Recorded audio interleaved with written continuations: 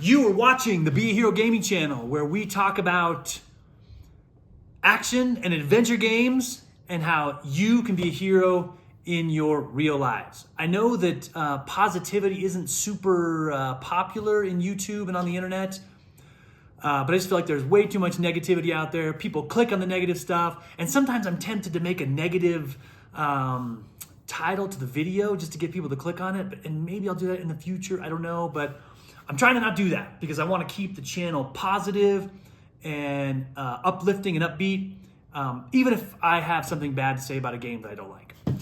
With that said, there is a big difference between motivation and discipline. And the difference between that is motivation, you might get super pumped up about something that over the next few days or months or years diminishes down to where it's boring and you're not super excited about it anymore. And then you got to remotivate yourself to get yourself pumped back up again to get super excited about it. Whether it's about a game or whether it's about going to school. I remember the first time I went to college, I was so excited and got all this these notebooks and pencils, and I was going to take all these notes, and then the first day of college, I wasn't excited anymore. But there's a difference between that and discipline. Discipline is something that you do every single day, all the time, without fail, because it's who you are. It's something that you do.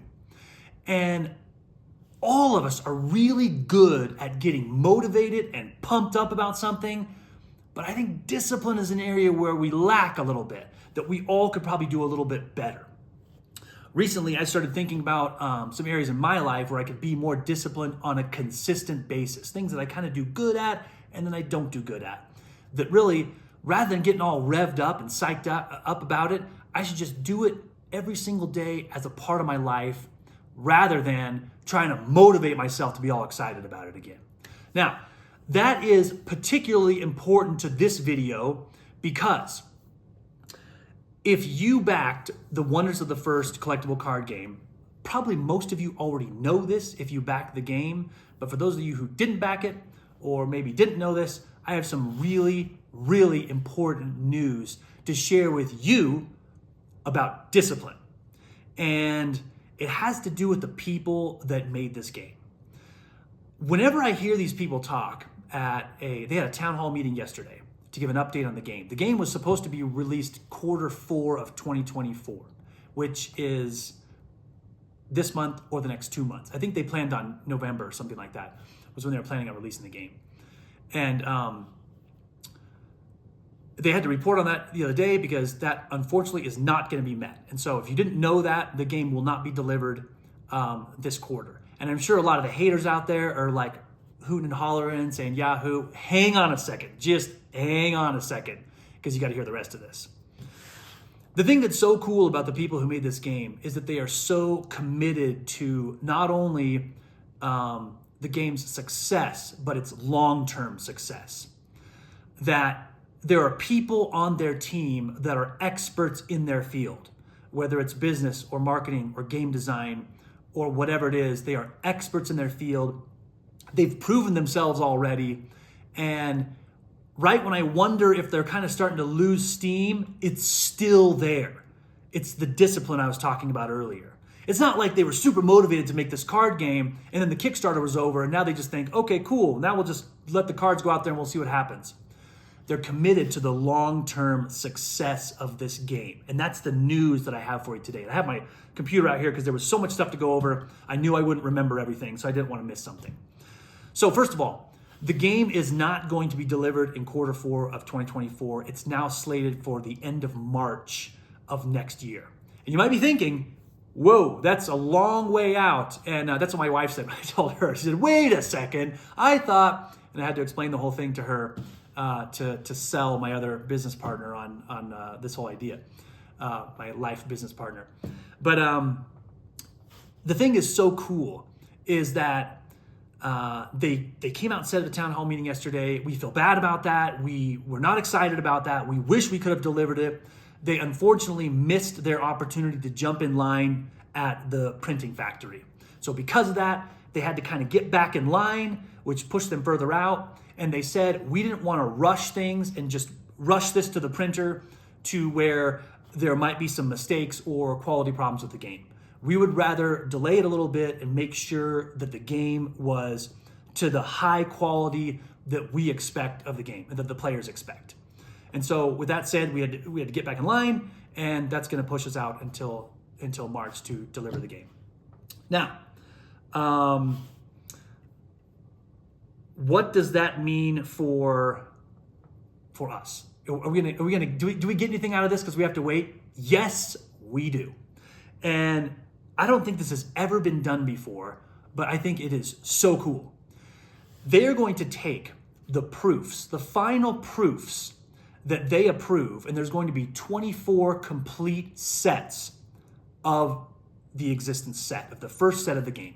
24 sets of proofs, which comes out to be just under 10,000 cards.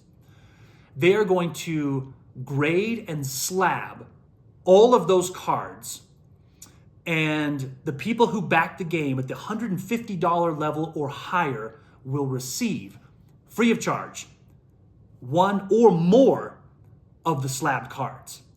Okay? So if you backed it at the $150 level, which I think is you got a one box of cards and I think like one or two starter decks or something like that, you will get one slab card. And then all the way up to the $8,000 mark, the people that were totally crazy nuts to spend that much are going to get 10 of the slab cards. Now, I know you might be thinking, well, hang on a second, Be a Hero guy, because this game hasn't proved itself yet, and only the secondary market will even decide if those things are worth anything or who even cares. I don't even care about that. I think it is so cool that I'm going to get some of these slab cards. I don't care what they're worth. I think it's so cool just to get these. These are the proofs. These are the kind of a one of a kind that usually end up in the hands of the game creators and then kind of maybe might filter up into some weird market and get sold or something like that. They are being given to the players. They are being given to the people who supported and believed in this game from the beginning. And how cool is that, in the discipline of that, of sticking with, and there's only like 2,500, under 3,000, I think, backers. There's not that many. And how committed the creators of this game are to the people that supported this shows their commitment to the game in future years and future generations of future players. I think it's going to keep going, and it's going to be big. And it's going to be big because there's so many innovations that they are doing that are literally being copied by other games that are out and have proven themselves, are thinking, maybe these Wonders of the First people got something figured out. Maybe we should do that. And the game's not even out yet. And people are already starting to look at Wonders of the First thinking, wow, they got some really good ideas. We should implement that. And I think that is so cool that these creators have come up with ideas that have never been done before. There's a whole bunch of collectible card games that haven't made it. And they haven't made it because they keep reskinning the same idea over and over and over and over again. Giving the slab cards to the backers is amazing. And it's going to be so cool. Some people have said, I'm going to take my card out and I'm going to use it to play, because they will be play legal. You can do that. Some people are going to keep theirs. Some people are going to trade them or whatever. But those proofs are going to be given to the backers of the game. Totally cool. I'm super stoked about that. And so is the community, that they are this committed to the backers and the players and the pioneers of this game. That's perk number one. Perk number two is what do they call them? They are going to come out with orbital guides, which is basically a booklet going through every card in that orbital, which, if you're not familiar with that, that is kind of like the color, the red, the green, the black, the blue, the white, whatever the kind of the color version of the cards are, that planet area, the orbital, and those types of cards. They're going to have a booklet that's going to have all of the cards in that orbital, as well as a little bit of lore about that region of the universe. So it's more than just like an Elite Trainer box, card catalog where you can just go through and check off all the cards you get. There's going to be lore in there. I think the books are going to be bigger, something for you to flip through and look at cards you want to collect, you want to add to your deck. Every backer is going to get one of those books. And I think they're going to make a way for you to get the other ones as well. I'm not sure how that's going to play out. I don't think they really went through that. But there's going to be a way for you to get the other books too, if you want to have all the books, something to flip through and look through the cards. Now, a couple of things to go through news-wise. Just on a side note, they have changed the name of the boxes. The boxes that are going to be given to the Kickstarter backers are now collector booster boxes, because those will have the serialized cards, the one-of-ones, and some special card treatments that will not be available in kind of the mass market card sets. So those are the collector booster boxes, and then the ones that will be distributed to the community after the Kickstarter is fulfilled will be the play booster boxes, just to simplify things. And I think moving forward with additional sets, it will be the same idea. They'll have collector booster boxes that will come out, that will be a limited edition, and then the play booster boxes will be used for people to make decks and to just to collect the general set of cards. Now, I had mentioned in a previous video that I thought it would be cool if they had some kind of a website where you could go to check off which cards were going to be in your deck, and it would tell you how many points are going to be in your deck. The DBS. And I talked about that in the past video, which I don't know if I think I said it wrong in the video. I think I'm correct now. I think it's the deck balance score, I think is what it is. I could be wrong, but I think that's what the DBS stands for. Your deck balance score, which is a point value assigned to the cards, not necessarily for how powerful it is, but how streamlined it can be in working with other cards. How much you can use that card to really rev up your deck. That system is out. The cards are rated from 1 to 74 right now, and I think there's no cap. I think it can go higher than that. And a basic deck is going to be 1,000 points or less. But the thing that's even cooler than that is they went way beyond what I hoped they would do on a website, and they have a codex which is live. You can go look at it right now, and it has the complete list of all the cards. You can organize decks. You can look at the cards.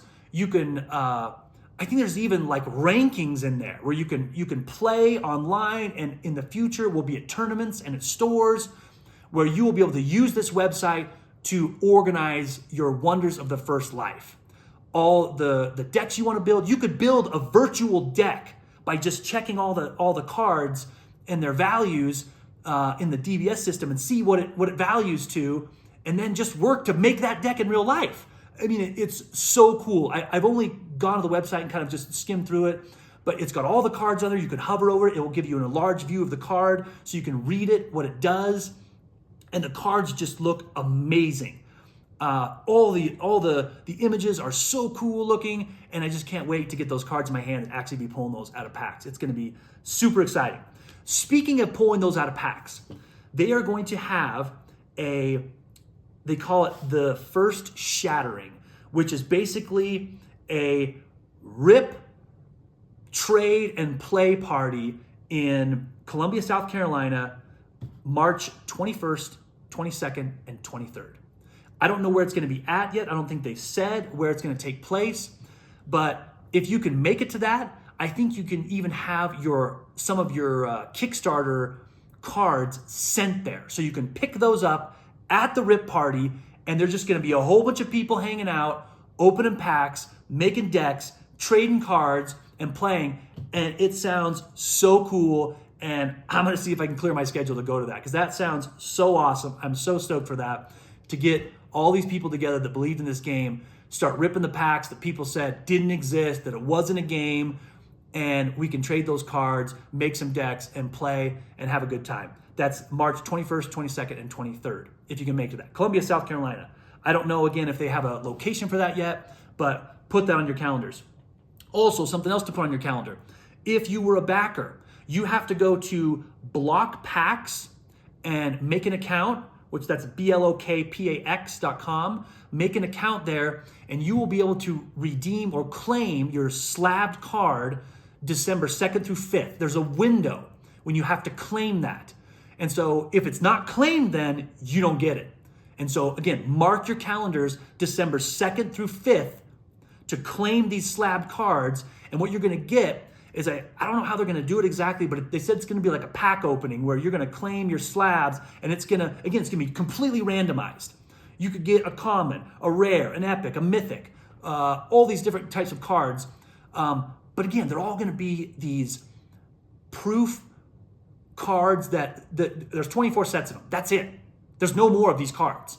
And so it's going to be completely randomized. Depending on how many slabs you get, it's going to show you, whoop, here's what you got. You got these 2 or this one or these 10 if you backed it at the higher level. And you will be able to trade those online with people before you actually claim the slab.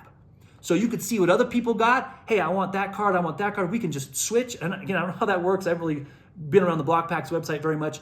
You can trade with people.